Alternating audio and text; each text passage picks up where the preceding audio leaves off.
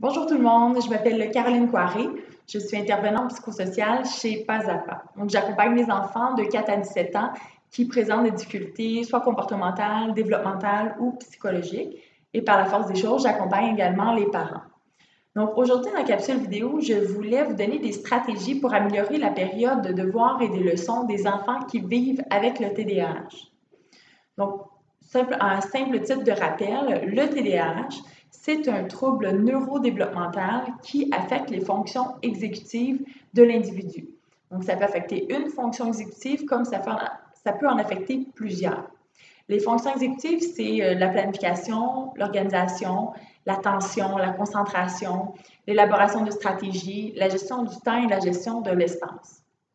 Donc, comme je disais, ça peut affecter une ou plusieurs fonctions et chaque TDAH est vécu différemment. Donc, c'est différent pour chaque enfant qui vit avec le TDAH, surtout s'il a ou non le H, qui est la composante d'hyperactivité. Okay? Donc, on peut s'entendre que la période des devoirs et des leçons, oui, ça peut être difficile, voire même chaotique pour plusieurs familles. Puis, il existe, heureusement, des stratégies qui vont vous aider à améliorer cette période-là. Okay? Donc, il faut simplement se rappeler aussi, avant que j'élabore les stratégies, que l'enfant revient de l'école et il a passé la journée à réfléchir, à socialiser, à faire des apprentissages, à peut-être tenter de rester en place sur sa chaise, peut-être mettre en place des stratégies pour être attentif, pour rester concentré. Il a fait des efforts pour terminer sa tâche. Il en a peut-être même fait pour la commencer. Donc, sa journée, là, il l'a dans le corps. OK? Donc, le soir, ça se peut que ce soit difficile pour lui de faire un effort soutenu et de faire encore des apprentissages. Donc, c'est pourquoi que la stratégie numéro 1, c'est de planifier une période de devoirs et de leçons la fin de semaine. J'entends déjà des parents dire « Oui, la fin de semaine, je veux que mon enfant décroche, on a plein d'autres activités à faire, je souhaiterais qu'il n'en fasse pas. » Bien, vraiment, tant mieux si c'est possible de ne pas le faire la fin de semaine. Mais pourquoi on le propose la fin de semaine? C'est que l'enfant est plus disponible durant la journée pour faire ses apprentissages, surtout s'il prend de la médication. Okay? Et médication ou pas, il est plus reposé chez vous la fin de semaine. Il a moins de choses à faire dans sa journée et il est accompagné de son parent. Donc, ça rend l'environnement plus susceptible de créer des apprentissages la fin de semaine que le soir de semaine après une journée d'école. Donc, durant la fin de semaine, en fait, c'est de planifier, comme vous recevez maintenant les devoirs le vendredi, c'est possible de planifier la semaine et de dire, par exemple, la fin de semaine, nous allons faire les devoirs et nous garderons en fait les soirs de semaine pour les leçons. Donc, quelque chose de plus léger et qui prend moins de temps. Alors, la fin de semaine, on fait la petite période de devoirs qui peut durer 20-30 minutes et c'est peut-être même aussi plus productif pour l'enfant et pour vous aussi qui l'accompagnez. Le deuxième truc que je voulais vous donner, c'est d'être flexible durant les leçons. Donc, si on conserve les soirs de semaine pour procéder aux leçons, c'est de permettre à l'enfant de le faire d'une façon peut-être créative ou d'une autre façon que celle qui est proposée à l'école. Donc, ce que je rencontre souvent, en fait, avec les familles que j'accompagne, c'est qu'on me dit, oui, mais il ne veut pas rester en place sur sa chaise quand je lui dis de faire sa calligraphie. Il n'arrête pas de bouger quand on pratique ses mathématiques. Là, ça m'énerve, j'ai l'impression qu'il n'apprend pas, là, il ne sera pas capable de s'en souvenir. Au contraire, l'enfant qui vit avec le TDAH, surtout avec le H, donc l'hyperactivité, la composante d'hyperactivité, pardon, les contraintes physiques, genre ne bouge pas, reste en place sur ta chaise, dépose tes mains devant toi, pour faire des apprentissages peut devenir difficile pour lui. Donc, ça peut être contraignant. Donc, au contraire, de le laisser bouger peut être productif. Donc là, on peut penser à toutes sortes de façons de faire. Donc, on peut pratiquer peut-être les tables de multiplication avec des crayons effaçables sur la vitre de la porte patio. Ça va être amusant aussi pour l'enfant. On peut dire, bon, on va travailler les additions-soustractions et puis la réponse, tu vas faire un saut de grenouille pour me dire, par exemple, si la réponse est 4, tu vas sauter 4 fois. Donc, tu vas épeler les mots de ton vocabulaire en tournant autour de la table. Tu peux pratiquer ta calligraphie debout devant les dos ou debout devant la table à dîner. Tu peux faire ta lecture dans un pouf, couché par terre, dans le salon. Peu importe, en fait, le but, de la période de leçons à la maison, c'est de faire des apprentissages. Le but n'est pas de faire des apprentissages en ne bougeant pas. OK? Donc, si votre enfant avait des méthodes flexibles et capable de faire les apprentissages, alors c'est parfait comme ça. Puis, on va rendre ça ludique aussi. À l'école, il y a une façon de faire, un cadre qui est très différent de la maison. Donc, on peut se le permettre à la maison de rendre ça ludique, drôle, à travers le jeu. Puis, plus on va apprendre des leçons aux enfants avec des méthodes différentes, mieux il va les intégrer aussi. Et puis, si la période est rigolote, c'est certain que pour l'enfant, ça va être de plus en plus agréable de s'y adonner à la maison. Le troisième conseil que je voulais vous donner, c'est de prendre des pauses aux 5-10 minutes environ avec votre enfant, selon ses capacités d'attention. Si, par exemple, la période de devoir dure 20 minutes, OK? Là, vous dites, au bout de 10 minutes, je sens que mon enfant décroche. C'est pas recommandé de dire, écoute, on donne un coup, il reste juste 10 minutes, allez, on y va, vas-y, on est capable, sans pause, on le fait directement jusqu'à la fin. Ce que vous allez voir, c'est que la période va s'étirer, s'étirer, s'étirer, va s'accumuler des interventions auprès de l'enfant, et là, on va voir des escalades d'interventions. Ça va se finir, on ne le souhaite pas, mais ça arrive avec une punition, avec un « OK, là, je suis tannée, on ferme ça ou sur une note négative. Donc, on ne souhaite pas ça. Donc, c'est préférable de prendre des pauses, comme je vous dis, aux 5-10 minutes, où on va permettre à l'enfant de se dégourdir un peu ou simplement d'aller boire de l'eau. Petit fait super intéressant, une déshydratation de 2% peut emmener une baisse des fonctions exécutives de 20%. Des fonctions cognitives, pardon, de 20%. C'est énorme. Donc, pendant la période des leçons, en prenant une petite pause, profitez-en pour faire boire un verre d'eau à votre enfant. On va le faire marcher un petit peu aussi pour aller chercher son verre d'eau. Ça coupe la période en deux. Et surtout, à ne pas oublier, on va structurer la pause.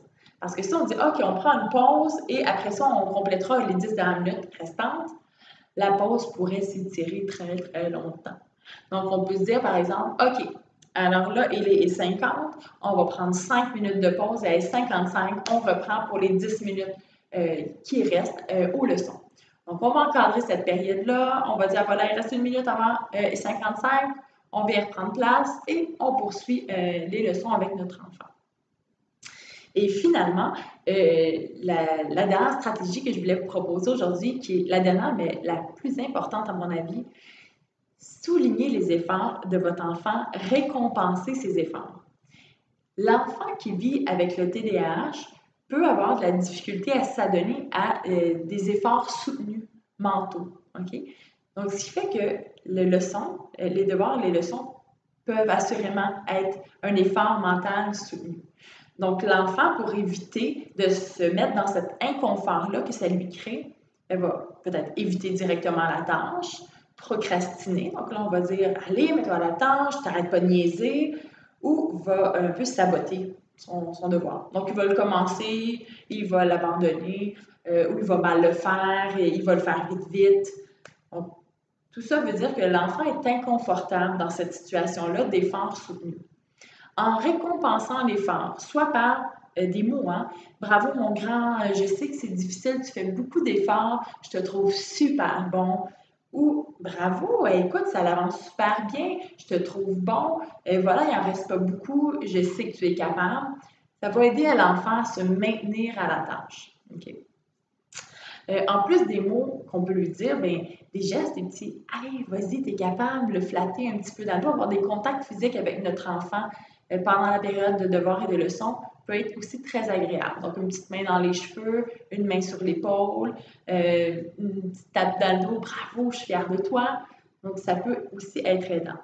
Et par récompenser l'effort, ça peut être aussi après la période de devoirs et des leçons, de récompenser cette période-là par un moment agréable passé avec son parent.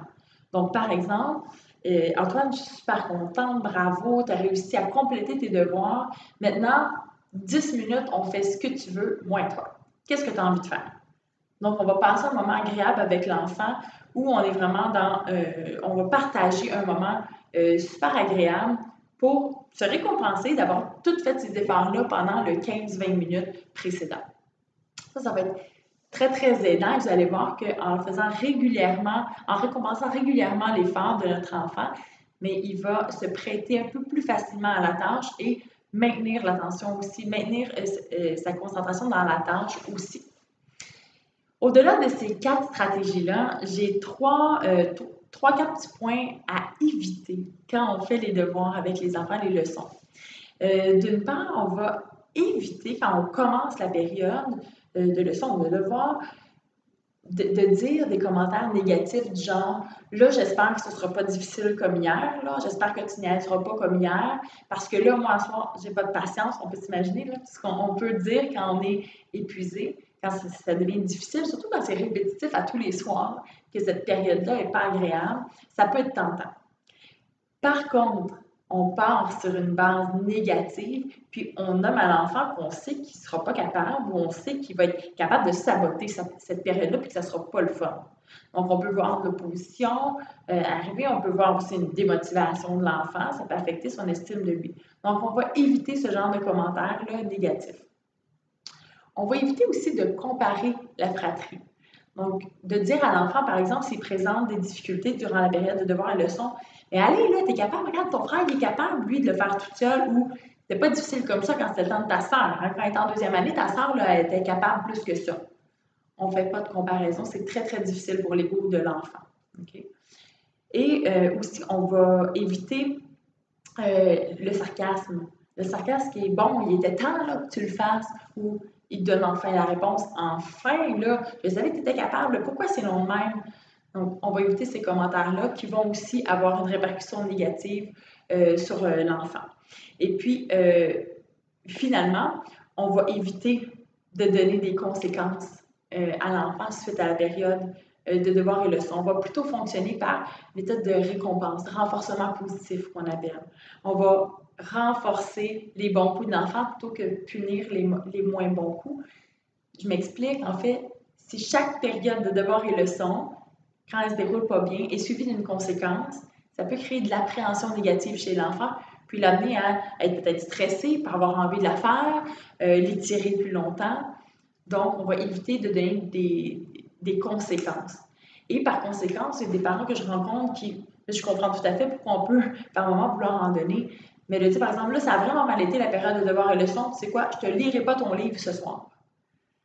Mais d'abord, il n'y a pas de lien entre le moment d'affection que vous partagez avec votre enfant durant la lecture et le fait qu'il a eu de la difficulté durant ses devoirs et ses leçons. Je comprends que des fois, il peut adopter des comportements négatifs, genre s'obstiner, s'opposer, être brusque avec son matériel, pas écouter les consignes.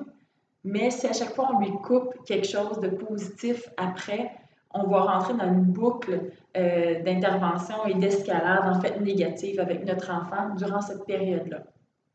Donc, s'il s'avérait que la période est super difficile et que ça ne se passe pas bien, qu'on choisit de fermer les livres, il est préférable de dire, tu sais quoi, pour ce soir, je crois que c'est assez, tu as fait assez d'efforts et on va s'arrêter là. OK? On reprendra demain.